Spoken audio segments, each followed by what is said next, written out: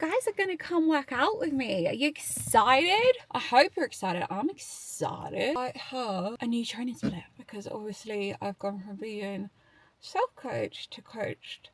And the reason I've done that is because I need to go next level, and that means a new training split. And sometimes as well, you need that outside perspective to be like, God damn, oh no. Sometimes you need that outside perspective to be like, this is what we need to do, girl. Tell me why I have like 3 lip oils. If you don't know, Ride or Die by the Dior lip oil. There's a 3rd one in here somewhere. Yeah, I knew I saw a 3rd one. They're literally all nearly run out. Anyway, we're gonna go train at Glutes and Hamstrings. Now, my training is specific to me, and that mainly comes because I had quite a bad imbalance. I have an imbalance in my glutes and my quads, and it all comes from when I dislocated my knee and basically lost my job because of that. That's another story. The reason I train at this gym is because it's so close to my house.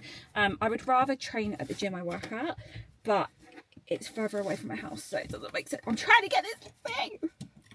Anyway, I have an imbalance, which means that a lot of my training is unilateral, single leg work. Also, I have not trained my quads since October, November time, and I'm not going to. So with the physique I am building, I am very quad dominant. I've got a physique where I had more muscle. The main priority over these next 10 weeks is just getting me fucking shredded. So that does mean that a lot of typical lower body movements that would normally help you with glute growth as a bikini athlete, I can't do because my quads just go, hello. I've also just shared.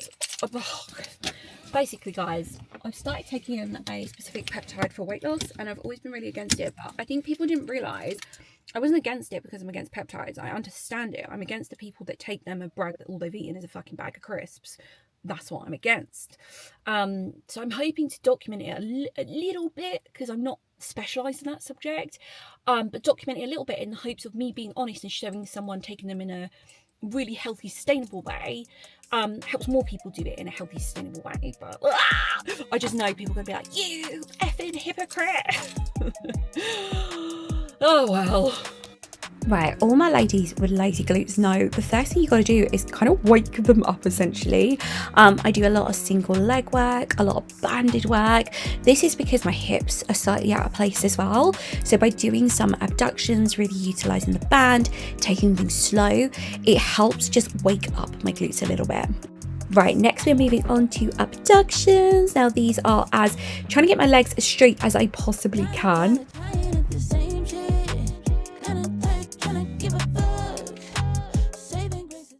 Traditional cable kickbacks. I do 2 forms of these kickbacks, one with my legs supported and one traditional cable kickback. So with this, I just really think of my leg almost as a pendulum, and that is the only thing moving, being sure to squeeze at the top.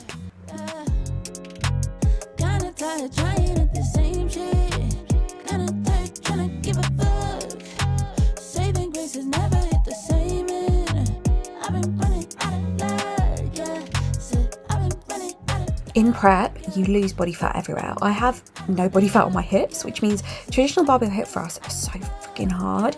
So having a booty builder machine, oh my gosh, it honestly saved my life. I always have the band as well, just because I find it really helps me engage that left glute that's always a little bit lazy.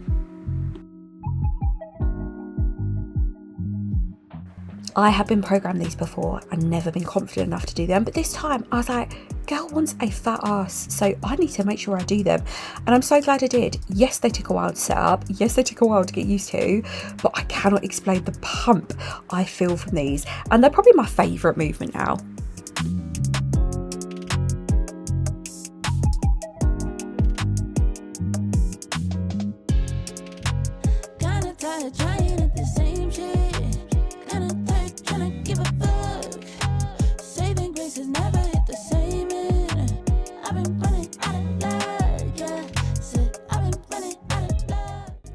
As I was saying, I have an imbalance, so anything I can do B stance, single leg, girl is going to do that. So B stance RDLs are going to be hitting those hamstrings, that bottom of the glute. Lovely.